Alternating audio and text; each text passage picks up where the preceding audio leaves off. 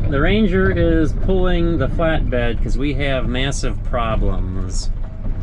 I think it was a fuel filter, but we'll explain it later. But the Ranger can pull 13,000 pounds, and I'm sure the battery's going to go dead on the camera real soon. Hello, Bane Farm fans. So in that previous little clip, the answer? Okay, he better be. So yeah, the white truck's having its problems. You saw us pull it with the Ranger. We're here in my uncle's lovely red dump truck. And that's not supposed to be like that going down the road. We have it stuck in gear, but at least we have lots of tools to fix our own problems. Hopefully. It looks like we can. We're waiting on some shop advice, kind of on hold at the moment. Now we're about to cross the Mississippi for the second time today. Should have brought changed underpants. This thing's been having issues getting stuck between 5th and 6th gear, but we figured the trick. You just gotta be moving a hair to get it out of 6th gear. It'll go in just fine. It'll go into 5th gear, but actually getting out of 6th to being able to use any other gear is a challenge. I didn't get too much visuals on the scenery, but Iowa was surprisingly more hillier than I expected. And we saw some folks out picking ear corn. That was lovely. It's good to know there's still some smaller farms that still exist someplace across America. Maybe through the trees we can see some moo-moos. Giant hill. We're almost here. Almost made it.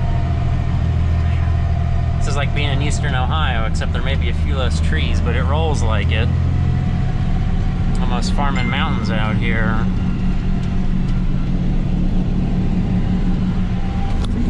Yeah. Over the river and through the woods, we are here. Yeah, it looks like it looks like 4 rows wide of corn on the combine. And everything has got a slope. No, that's a 4-wheel drive one. We're after a 2-wheel drive. Well, here we are loading up the UniSystem. We're in East Dubuque, Illinois. It might as well be in Iowa. It's right there close.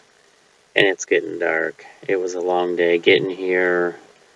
But they're at the eastern edge of their time zone, which is annoying. So the sun goes down early. It's only like 7 o'clock.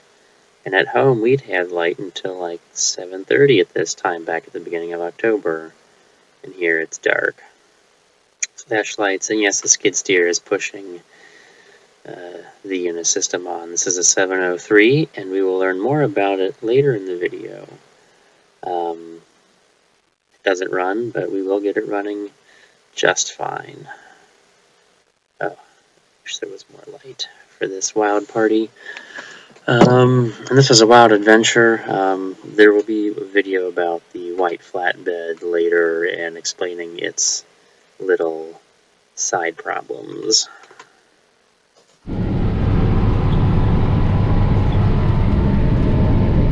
Well, we're crossing the mighty Mississippi again, kind of around Davenport, Iowa, in the Quad Cities area. Oh yeah, it's raining, so we're gonna get a good bath on the way home.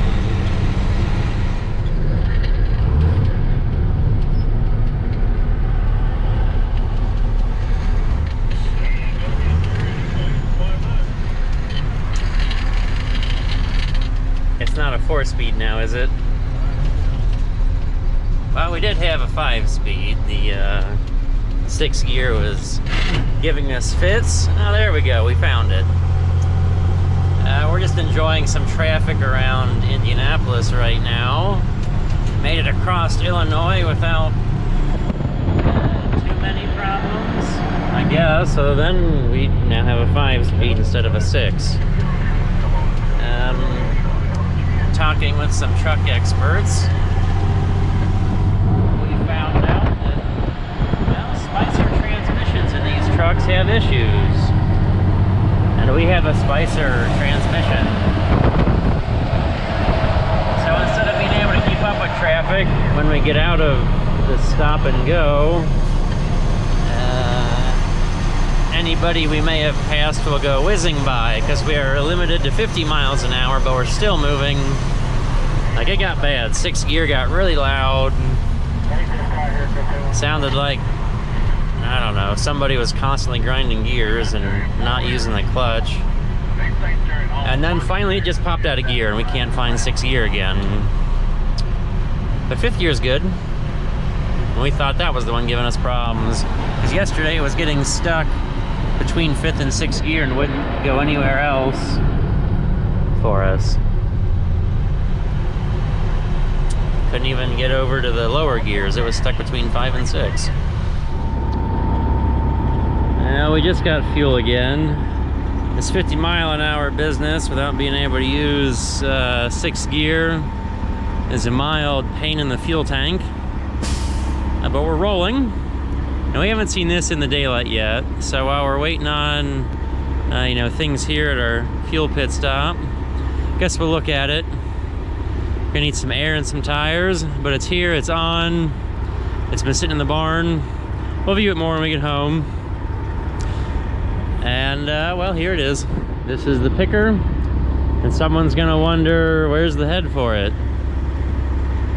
Well, I have incredibly high hopes to make the head for the combine fit somehow.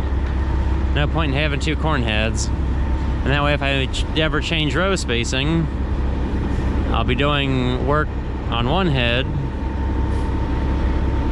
to fit. I won't have to deal with anything else.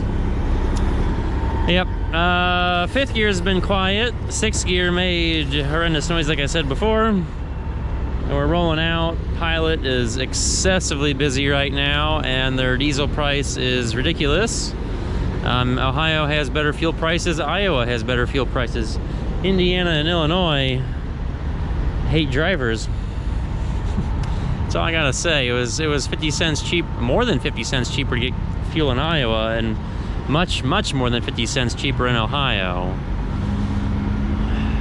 And I thought Indiana would have good prices. Oh well, that's the joys of buying things far from home. You see here, you see there, and you empty out your wallet to buy fuel. We made it back, finally. It was a 2-day trip. We went out the first day, got loaded in the dark, made it back the second day, and unloaded in the dark. If the transmission would have held together, we would have made it back probably 2 hours sooner, because I know we stopped for an hour to rest stop, consulting with truck places about our problems when 6th gear went out at the Indiana-Illinois border.